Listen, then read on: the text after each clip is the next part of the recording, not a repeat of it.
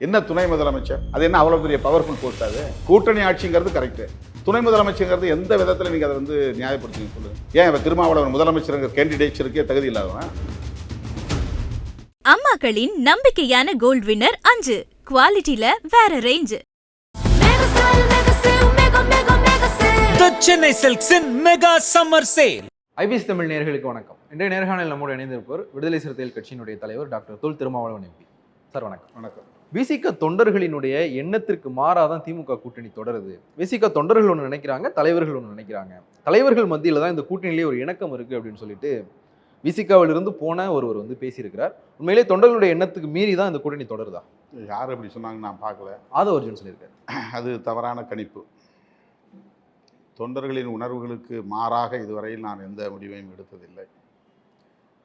அல்லது என்னுடைய நிலைப்பாட்டுக்கு எதிராக தொண்டர்கள் இதுவரையில் சிந்தித்ததில்லை. என் மீதான நம்பிக்கை, அந்த நம்பிக்கைக்கு பாத்திரமாக செயல்பட வேண்டும் என்கிற உறுதிப்பாடு எனக்கு உண்டு. திமுக கூட்டணியில் நாங்கள் தொடர்வதற்கு பல காரணங்கள் இருக்கின்றன. அதில் தொடரக்கூடாது என்பதற்கு என்ன காரணம் இருக்கிறது? ஏன் அதிலிருந்து வெளியேற வேண்டும்? இது எதிர்க்கட்சிகளுக்கான தேவையாக இருக்கலாம்.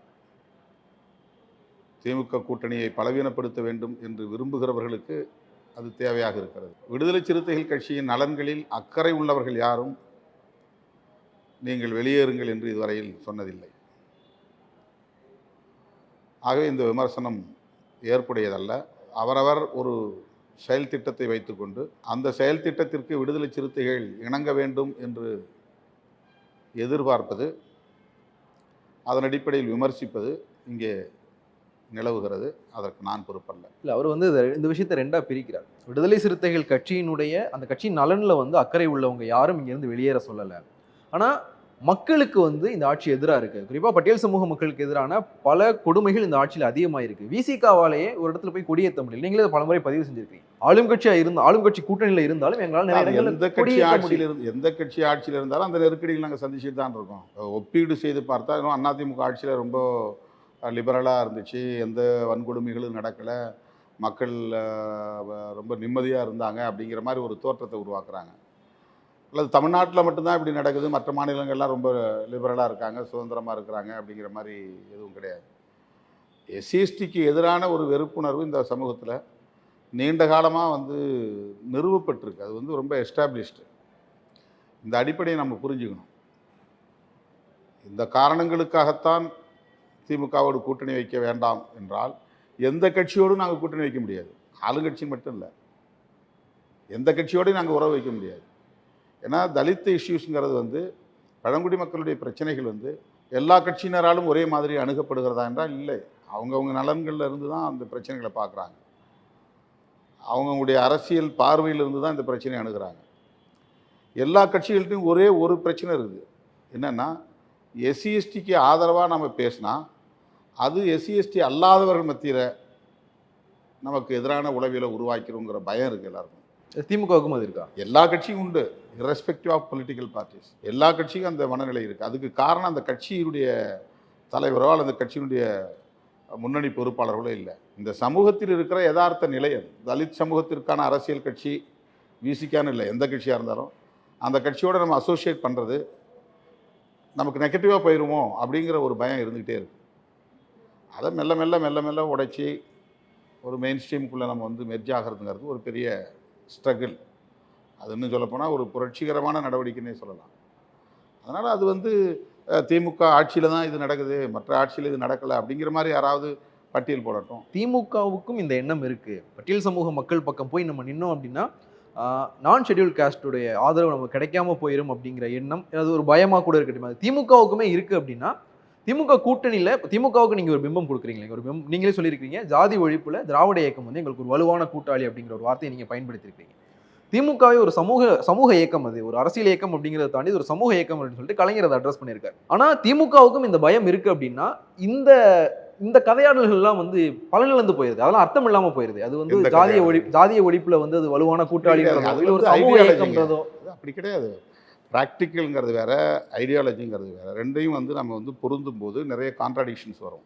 இப்போ சட்டம் ஏற்றுகிறோம், சட்டத்தை இம்ப்ளிமெண்ட் பண்ணும்போது பிரச்சனை வருதுல்ல. சட்டத்தை இம்ப்ளிமெண்ட் பண்ணும்போது இப்போ ப்ரிவென்ஷன் ஆஃப் அட்ராசிட்டிஸ் ஆக்ட் எல்லா கட்சியும் ஒன்றா சேர்ந்து பெரும்பான்மையாக இருக்கிறவங்க எல்லாம் ஒப்புதல் கொடுத்து தான் சட்டமன்றத்தில் நாடாளுமன்றத்தில் நிறைவேற்றியிருக்கிறாங்க. ஆனால் அந்த சட்டத்தை எல்லா மாநிலங்களிலும் நடைமுறைப்படுத்த முடியுதா? ஓரல் இன்ஸ்ட்ரக்ஷன் கொடுக்குறான். ரெண்டு SC/ST பிரச்சனை வந்தால் உடனே எஃப்ஐஆர் போடாத, பிரச்சனை வரும், முடிஞ்ச வரலும் பேசி சமாதானப்படுத்தி அனுப்பு, இல்லைனா 2 தரப்புலையும் கேஸ் போடு. இது இந்தியா முழுக்க இருக்குது, தமிழ்நாட்டில் மட்டும் இல்லை. இம்ப்ளிமெண்டிங் ப்ராசஸ்க்குள்ளே வந்து சில கான்ட்ராடிக்ஷன் வரத்தான் செய்யும். அது நம்ம ஸ்ட்ரகிள் பண்ணி தான் வின் ஓவர் பண்ணணும். அதனால் அவங்க பேசுகிற அரசியல் அப்படியே 100% இம்ப்ளிமெண்ட் பண்ண முடியுமானா முடியாது. ஆனால் ஐடியாலஜியில் அதை கன்வின்ஸ் ஆகுறாங்கல்ல. இப்போ அவங்களால சமூக நீதியை பரவலாக்கணும், எல்லாருக்கும் அது கொடுக்கணும், அதை பிரித்து கொடுக்கணும் அப்படிங்கிற ஐடியாலஜி இருக்குது. சமூக நீதி பற்றி எதிரான கருத்து கொண்ட பிஜேபியோட எப்படி நம்ம நிற்க முடியும்? அப்போ ஒப்பீட்டளவில் பிஜேபிக்கு பதிலாக டிஎம்கேவோட இருக்கிறதுங்கிறது நமக்கு ஒரு கம்ஃபர்ட்டாக இருக்குது. ஸோ இப்போ கன்க்ளூடிங் திமுகவை பிடிச்சி நீங்கள் இல்லை பிஜேபி கூட நிற்க முடியாது, இல்லை பிஜேபி கூட இருக்கிறதுனால அதிமுக கூட போக முடியாதனால திமுக அப்படி கிடையாது. அது தவறான ஒரு பார்வை. திரும்ப நீங்கள் திமுக கூட்டணிக்குள்ள ஒரு குழப்பத்தை ஏற்படுத்தணுங்கிற ஒரு இல்லை அந்த எண்ணம் இருந்து பேசுகிற ஒரு பேச்சாக தான் இருக்குது. எல்லா ஊடகங்களும் இதை தான் கிளறாங்க. அது அப்படி கிடையாது. திமுகவோட விருப்பம் இல்லாமல் இருக்கிறோம்லாம் இல்லை.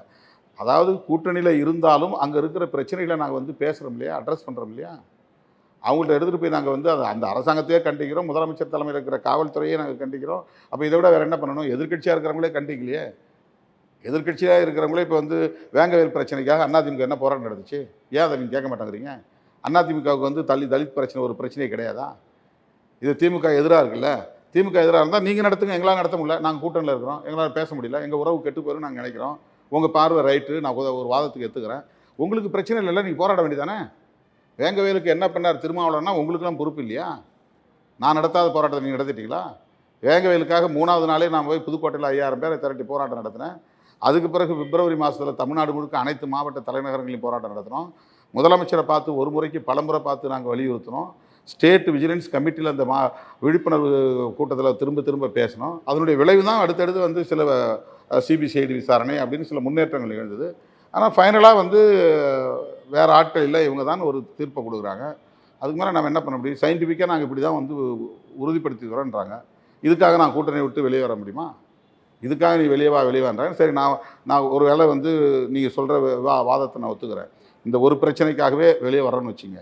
நீங்கள் இதுவரையில் என்ன பண்ணியிருக்கீங்க சொல்லுங்கள். பஞ்சமி நிலத்தை பற்றி கேட்குறாங்க. பஞ்சமி நிலத்தை பற்றி நாங்கள் பேசாத யார் இங்கே பேசியிருக்கிறா? எங்கள் அளவுக்கு போராட்டம் நடத்தாதவங்க யார்? நாங்கள் 1990களிலிருந்து தொடர்ந்து பஞ்சமி நிலத்தை பற்றி பேசியிருக்கிறோம்.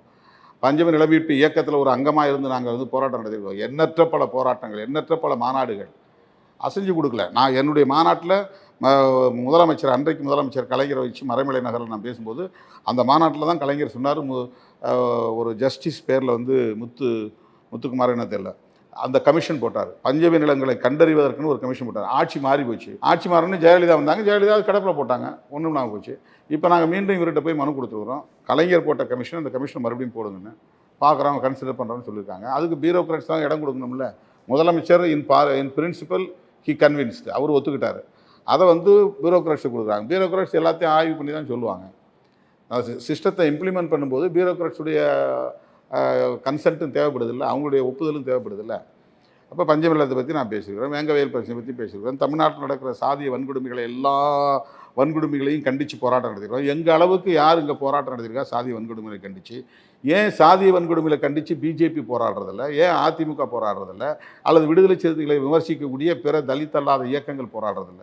திருமாவளவன் என்ன பண்ணாருன்னு கேட்குறது திமுகவோட ஒரு உரசலை ஏற்படுத்துறதுக்காக எழுப்புகிற கேள்வியை தவிர தலித் மக்கள் மீதான நலன்கள்லேருந்து எழுப்புகிற கேள்வி இல்லை. தலித் மக்கள் மீது உங்களுக்கு நலன்கள் இருந்தால் நீங்களே போராட்டம் நடத்துங்க. மேல் பாதிக்கு என்ன பண்ணாருன்னா நாங்கள் தான் போராட்டம் நடத்தணும். மேல் பாதிக்கு எங்களுடைய போராட்டத்தினுடைய விளைவாக தான் அதுக்கு பிறகு சில மாற்றங்கள் நிகழ்ந்தது. தொண்டர்களினுடைய எண்ணத்திற்கு மாறா கூட்டணி அப்படிங்கிறதுக்கு நான் ஒரு சம்பவத்தை குறிப்பிட விரும்புகிறேன். 2021 தொகுதி பங்கீடு பேச்சுவார்த்தை முடிஞ்சு நீங்கள் ஒப்பந்தத்தில் கையெழுத்து போடுறதுக்காக அறிவாலயத்துக்கு இங்கேருந்து கிளம்பும் ஒரு பையன் பண்ணாங்க. அது தொண்டர்கள், ஒட்டுமொத்த தொண்டர்களுடைய கருத்து கிடையாது. அவன் நமக்கு தெரிஞ்ச பையன் தான். அப்புறம் கூப்பிட்டு கேட்டால் அது ஒரு விவாதத்தில் நடந்த பிரச்சனைகள் அது மாதிரியும் பண்ணியிருக்கிறான். ஒரு 3 பேர் 4 பேர் சேர்ந்தால் அதில் ஒரு பையன் ஒருத்தர் ஒரு மாநில பொறுப்பாளர் அவனை ப்ரொவோக் பண்ணிட்டான், அவ்வளோதான். அதுக்கப்புறம் மன்னிப்பு கேட்டான். இது ஒட்டுமொத்த தொண்டர்களின் கருத்து கிடையாது. இல்லை, இப்போது ஆதவர்ஜுன் இங்கே இருந்தவர் தான் என்ன சொல்கிறாருன்னா, நான் விசிகாவில் இருந்தப்போ நான் சொல்லிடுறேன், விசிகாவில் இருந்தப்போ எங்கள் தலைவர் முதலமைச்சர் ஆகணும்னு ஆசைப்பட்டேன். அவர் முதலமைச்சர்னு சொல்லலை, துணை முதலமைச்சர்னு சொன்னார். ஏன் முதலமைச்சர்னு சொல்லலை? சரி, முதலமைச்சர்னு சொல்லுங்கள். நான் அதை சொன்னேன். முதலமைச்சர் அடுத்த தேர்தலில் இந்த 2026 விடுங்க, 2026க்கு பிறகு வரக்கூடிய தேர்தலில் திருமாவளவன் முதலமைச்சர் நம்ம சுற்றுப்பயணம் மேற்கொள்வோம்னா இருந்து பண்ணிருக்கணும்ல. 6 மாதம் தானே சஸ்பெண்ட் பண்ணோம். சஸ்பென்ஷன் ஏன் உங்களால் டாலரேட் பண்ண முடியல? எதுவாக இருந்தாலும் நல்லதாக இருந்தாலும் கெட்டதாக இருந்தாலும் தலித்துகளுக்காக தான் நினைப்பேன். என்னுடைய தலைவர் திருமாவளவன் தான். நான் அவருடைய சொல்லை மீறி நடந்ததுனால என்னை சஸ்பெண்ட் பண்ணிட்டாரு. நான் அதை ஏற்றுக்கிறேன். அவர் என்னைக்கு சஸ்பென்ஷனை ரிவோக் பண்ணுறாரோ அதன் பிறகு நான் தொடர்ந்து பணியாற்றுவேன்னு இருந்திருக்கணும்ல. அந்த டாலரன்ஸ் வேணும்ல. இல்லை, அவர் எந்த இடத்துக்கு துணை முதலமைச்சருங்கிற கோரிக்கை என்ன கோரிக்கை? அது ரொம்ப அற்பமாக இருந்தது. அந்த கோரிக்கையில் எந்த அர்த்தமும் இல்லை. என்ன துணை முதலமைச்சர்?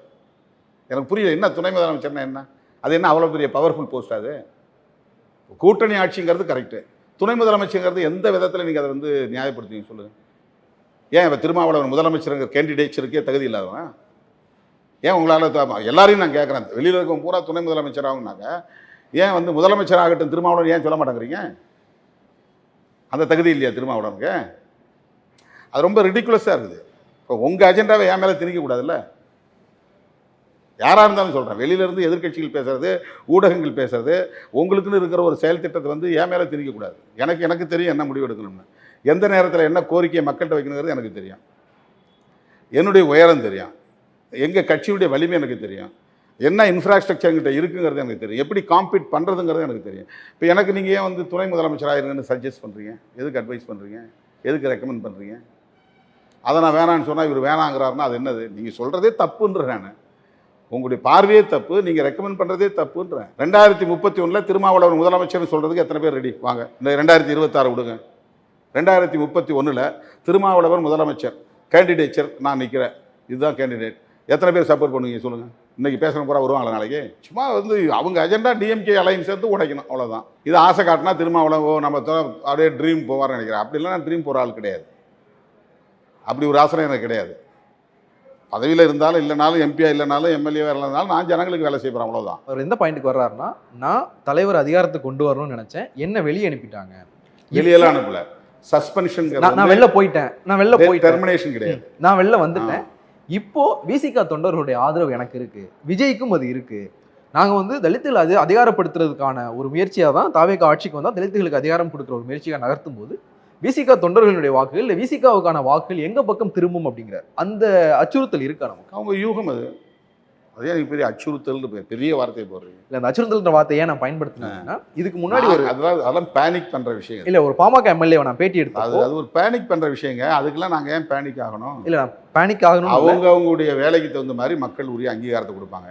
எங்க வேலைக்கு தகுந்த மாதிரி, எங்க உழைப்புக்கு தகுந்த மாதிரி, எங்களுடைய தொண்டுக்கு தகுந்த மாதிரி எங்களை மக்கள் அங்கீகரிப்பார்கள். அது போதும் எங்களுக்கு.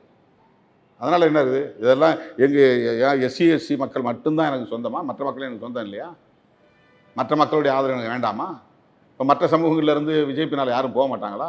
அப்படி அது போனால் எனக்கு அது நஷ்டம் இல்லையா? அதுவே நீங்கள் வந்து ஏதோ எஸ்சிஎஸ்டிக்கான ஆள் அவ்வளோதான், இவர் இந்த ஓட்டு மட்டும்தான், அப்படி கிடையாது. நான் ஃபார் த பீப்புள், எல்லா மக்களுக்காகவும் நான் இருக்கிறேன். எந்த சமூகத்திலிருந்தும் அவங்களுக்கு போச்சுனாக்கா அது எனக்கு இழப்புன்னு நான் நினைக்கிறவங்க தான். உங்களுடைய வரலாறை வந்து நான் 2 முறை ஆவணப்படுத்தியிருக்கேன் அப்படின்றதுனால உங்களுடைய பயணம் தொடங்கின இடத்துல இருந்து அதை அதிகமாக படிச்சிருக்கேன். நீங்கள் எங்கே இருந்து தொடங்கி இந்த இடத்துக்கு எப்படி வந்திருக்கீங்க அப்படின்றது வந்து எனக்கு நல்லா தெரியும். ஒரு பொது சமூகத்திற்கான தலைவராக திருமாவளவன் மாறிட்டார். ஆனால் வாக்கு வங்கி, இன்னும் அடிப்படை வாக்கு வங்கி எங்கே இருக்குன்றது உங்களுக்கும் தெரியும், எனக்கும் தெரியும்.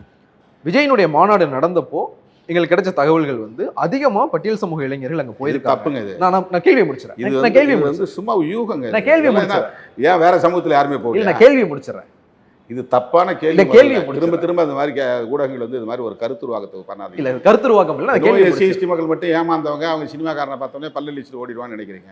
விஜயகாந்த் வந்தப்போ அப்படி யாரும் போகலையே. விஜயகாந்த் வந்தப்போ அப்படி தான் எல்லாம் சொன்னாங்க, அங்கெல்லாம் குடியேற்றுறாங்க. நாங்கள் யாரும் போகலையே. ஏன் அரசியலை ஏற்றுக்கிட்ட ஒரே ஒரு பையன் கூட போகல. அரசியல்படுத்தப்படாதவர்கள் போவாங்க. அதுக்கு என்ன பண்ண முடியும்? அவங்க போன பிறகு அவனுக்கு தெரிய போகுது, அதுக்கு பிறகு வரப்போகிறான். அம்பேத்கர் அரசியலை உள்வாங்கி கொண்ட யாரும் வெறும் சினிமா பாப்புலாரிட்டிக்கு முன்னால் போய் இரையாக மாட்டாங்க. சினிமா பாப்புலாரிட்டிக்கு இரையாகுவாங்கன்னு நான் சொல்லலை. அந்த கேள்வி கம்ப்ளீஷன் என்ன அப்படின்னா, ஒரு பாமக எம்எல்ஏ வட மாவட்டத்தை சேர்ந்த ஒரு பேட்டி எடுக்கும்போது பாமகவினுடைய வாக்குகள் உங்களுக்கு போச்சா அப்படிங்கும்போது பாமக இளைஞர்கள் அங்கே அதிகமாக போகல, விசிகாவை சேர்ந்தவங்க தான் அங்கே அதிகமாக போனாங்க, நாங்கள் மாவட்ட செயலாளராகவும் இருக்கிறேன், என் பகுதியில் தான் அந்த மாநாடு நடந்தது அப்படின்றது வந்து அவர் சொல்கிறார். நம்ம திமுக மேலே, திமுக கூட கூட்டணியில் இருக்கிறதுனால ஒரு அதிருப்தி இருக்குது அப்படின்னா, இப்போ விஜய் நம்ம பேசுகிறது தான் அப்படியே பேசுகிறார். அவருடைய கொள்கை தலைவர்கள், இங்கே இருக்கிற கொள்கை தலைவர்கள் தான் அங்கேயும் இருக்கிறாங்க, அவரும் அந்த பாஜக எதிர்ப்பு தான் பேசுகிறார். அரசியல்படுத்தப்பட்டவங்களே அங்கே போகிறதுக்கான வாய்ப்பு இருக்கு. அங்கே பேசுறது அவர் பேசினாருன்னா அதுக்கு நாங்கள் எங்கள்கிட்ட இருந்துருவாங்களே. திருமாவளவன் பேசுறத வந்து விஜய் பேசுறாருன்னா அது விஜய்கிட்ட போகணும்னு அவசியம் இல்லை, திருமாவளவன்ட்ட இருந்துருவாங்க. இல்ல, ஆனா திருமாவளவன் திமுக ஆதரிக்கிறாரு, விஜய் திமுகவையும் எதிர்க்கிறாரு. அப்படிலாம் கிடையாது. திமுகவை எதிர்க்கிறது அவர் எந்த அடிப்படையில் எதிர்க்கிறாரு, எதுக்காக எதிர்க்கிறாரு? எங்களுடைய அரசியல் எதிரி அப்படின்னு சொல்றாரு. அதான் எந்த அடிப்படையில் அவர் அரசியல் எதிர்க்கிறாரு. அப்போ அதிமுக என்ன, திமுகவை விட அதிமுக ரொம்ப சிறப்பாக அவருடைய பார்வையில் படுதா? அதிமுகவும் திமுகவும் வேறு வேறு கட்சிகளா, வேறு வேறு கொள்கைகளை கொண்டு இருக்காங்களா, வேறு வேறு இலக்கை கொண்டு இருக்கிறாங்களா? என்ன அதிமுகவுக்கும் திமுகவுக்கும் வேறுபாட்டை கண்டுபிடிச்சாங்க? திமுக ஆளும் கட்சியா இருக்கு. ஒருத்தர் அரசியல் கட்சி தொடங்கி வர்றாரு அப்படின்னா ஒரு ஆளும் கட்சி எதிர்த்து தான் வந்து அவங்க இது பண்ண முடியும். தமிழ்நாட்டில் திமுக கூட்டணி 3 தேர்தலா பாஜக கூட்டணி காட்டி தான் நம்ம எதிர் அரசியல். தமிழ்நாட்டில் திமுக எதிர்ப்பு வாக்குகள் இருக்கு, அந்த மாதிரி அதிமுக எதிர்ப்பு வாக்குகள் இருக்கு. சரிங்களா? இதை ரெண்டையும் சொல்லி சொல்லி பாமக கொஞ்சம் வளர்ந்தாங்க, அதுக்கு மேலே 8% மேலே போக முடியல. வைகோ அதே மாதிரி மாற்று சக்தின்னு சொல்லி களத்தில் இறங்கினாங்க, அவங்களாலேயும் 8% மேலே போக முடியல. விஜயகாந்த் 10% வரலும் போனார், அடுத்த தேர்தலில் அதிமுக கூட வந்துட்டார்.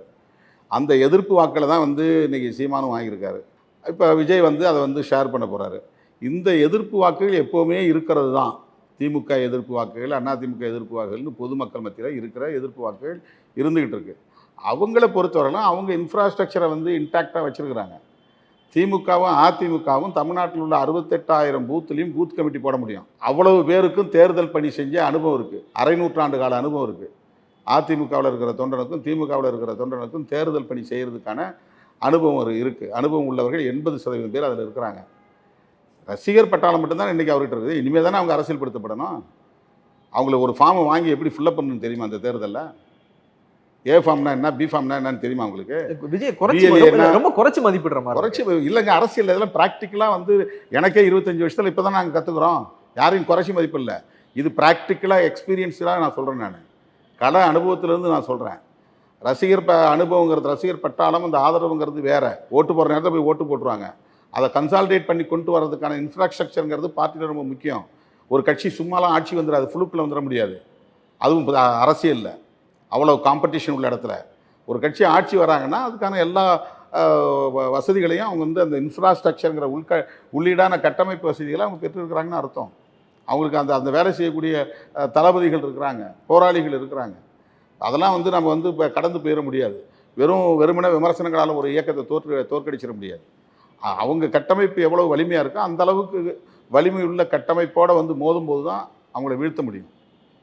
வெறும் பிரச்சாரங்களால் மட்டும் வீழ்த்த முடியாது, பொருளாதாரத்தால் மட்டும் வீழ்த்த முடியாது. திமுக கூட்டணிக்கு விழுகிற வாக்குகள்ல கணிசமான வாக்குகள் பாஜக எதிர்ப்பு வாக்குகள். ஒரு கட்சி எதிர்ப்பு வாக்குகள் மட்டும் வராது. பிஜேபி இல்லாத காலத்திலே வந்து திமுக கூட்டணிக்கு ஓட்டு வந்திருக்காங்க.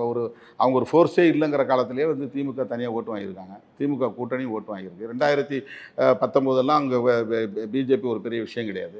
இன்றைக்கி அவங்க 2024 ஒரு கணிசமான வாக்குகள் வாங்கியிருக்காங்க. அது முழுக்க 80% வந்து ஏடிஎம்கே ஓட்டு, அதிமுககாரங்க போட்ட ஓட்டது.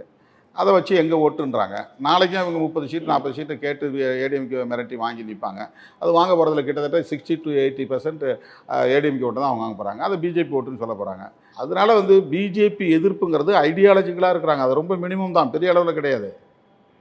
ஆனால் கமிட்டட் ஓட்டு டிஎம்கேக்குன்னு இருக்குது, கமிட்டட் ஓட்டு லெஃப்ட் பார்ட்டிஸ்க்கு இருக்குது, கமிட்டட் ஓட்டு வந்து காங்கிரஸுக்குன்னு இருக்குது. நீங்கள் என்ன அரசியலை பேசினாலும் என்ன விமர்சனம் பண்ணாலும் எவ்வளவு நீங்கள் பெரிய தாக்கத்தை ஏற்படுத்தினாலும் இந்த ஓட்டு இந்த கட்சிக்கு தான் போடுறவங்க இருக்கிறாங்க. அந்த கமிட்டட் ஓட்ஸ் வந்து மாறாது. அந்த ஸ்ட்ரென்த்து தான் கூட்டணி பலங்கிறது. அதுக்கப்புறம் ஃப்ளோட்டிங் மாஸை வந்து பிரச்சாரத்தினூடாக நீங்கள் வந்து அட்ராக்ட் பண்ண முடியும். அந்த ஃப்ளோட்டிங் ஓட் பேங்குங்கிறது தனி, அது நான் பொலிட்டிக்கலாக அல்லது நான் கமிட்டடாக இருக்கக்கூடிய வாக்குகள். அதை டார்கெட் பண்ணி தான் எல்லோரும் வேலை செய்வோம். அதனால் மொத்த ஓட்டும் திமுகவுக்கு கிடைக்கிற மொத்த ஓட்டும் ஆன்டி பிஜேபி ஓட்டுன்னு நான் சொல்ல வரல. இல்லை, நான் மொத்த ஓட்டுன்னு சொல்லலாம். இப்போ இந்த கமிட்டட் வாக்குகளை தாண்டி வெற்றி பெற தேவையான வாக்குகள் இப்போ 2019 திமுக கூட்டணி வாங்கின வாக்கு சதவீதம் பொதுமக்கள்கிட்ட பண்ணி வாங்க போகிறோம், அவ்வளோதான், 53%. இப்போ அதே பாஜக எதிர்ப்பதான விஜய் முன்வைக்கிறார். இப்போ 5 வருஷம் திமுக ஆட்சி முடிஞ்சு போகும்போது நீங்க மத்திய ஆளும் கட்சி குற்றம் சாட்ட போறீங்க. அவர் மத்திய ஆளும் கட்சி மாநில ஆளும் கட்சியும் சேர்த்து குற்றம் சாட்டும் போது ஒரு ஆன்டி இன்கம்பன்சி அந்த அவருக்கு சாதகமாக அமைகிறதுக்கான வாய்ப்புகள் அதிகமாக இருக்கு. இருந்தால் இருக்கட்டும், அதனால் என்ன, அதில் என்ன இப்போ நம்ம வந்து போய் தடுக்க முடியுமா? இருந்தால் அவருக்கு போக போகுது, அவர் என்ஜாய் பண்ணிட்டு அதில் என்ன இல்லை. அது உங்களை பலவீனப்படுத்தாத திமுக கூட்டணி. ஜனங்க அப்படி முடிவு பண்ணால் அதில் நம்ம என்ன பண்ண முடியும்? ஜனங்க வந்து திமுக கூட்டணி வேண்டாம், இவர் வந்து இப்போ பிஜேபி எதுக்குறாரு, திமுக எதுக்குறாரு, நாங்கள் ஒரு ஓட்டு போடுவோம்னா அது வந்து மக்கள் தீர்ப்பு, நம்ம ஏற்றுதானே ஆகும். அம்மாக்களின் நம்பிக்கையான கோல்ட் வின்னர் 5 குவாலிட்டியில வேற range. The Chennai Silks in Mega Summer Sale.